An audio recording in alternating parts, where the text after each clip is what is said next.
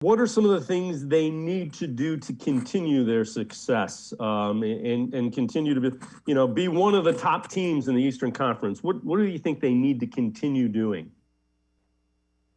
Well, as just a broad stroke, they have an established big three of Darius Garland, Evan Mobley, and Jared Allen. If you try to continue and build around those three leading up the trade deadline, if you go make a move to just add a scoring option off the bench just to give a little extra punch, whether it's Karis LeVert or Eric Gordon or Buddy Hield or any of the names that I've heard about or that have just been linked to this team, the Cavs are going to be active. They're one of the most aggressive teams leading up to the trade deadline historically under Kobe Altman's tenure, and they'll probably just keep looking to make moves to consolidate on this promising season that they had so far. But other than that, I think there might be just a little bit of concern. It's a pain tolerance thing, I'd say, for Darius Garland's back. But if you're able to get him some proper support in terms of just backup depth or maybe just a more reliable option so he can sit and maybe rest that back more often than not so it doesn't become a recurring issue down the line, I think that's a great move as well. And you have to really explore the market and see if there's just a backup point available or somebody who the Cavs can kind of get in a reasonable price range too, because they're bumping right up against that tax threshold. And I know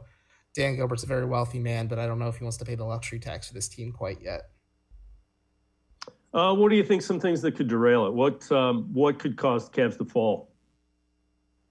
Well, I think we saw it firsthand Monday night when they played the Pelicans. If Darius Garland misses serious time, especially in a playoff series, this offense comes to a screeching halt because it kind of spoke volumes about the situation. Because, yes, you bring in Rajon Rondo to soak up those backup point minutes and kind of remedy the loss of Ricky Rubio for the season. But J.B. Bickerstaff didn't even feel comfortable starting Rondo at this point, and he was Jetty Osman, not traditionally a point guard. And granted, Osman had 12 assists, which is a career high, and it worked. But you have to hope that's not the permanent solution, and maybe there's something more immediate that they can solve. Because this offense really does go with Darius Garland, who's become the engine of how things just kind of work on that end of the ball. And if you lose him, it gets ugly fast.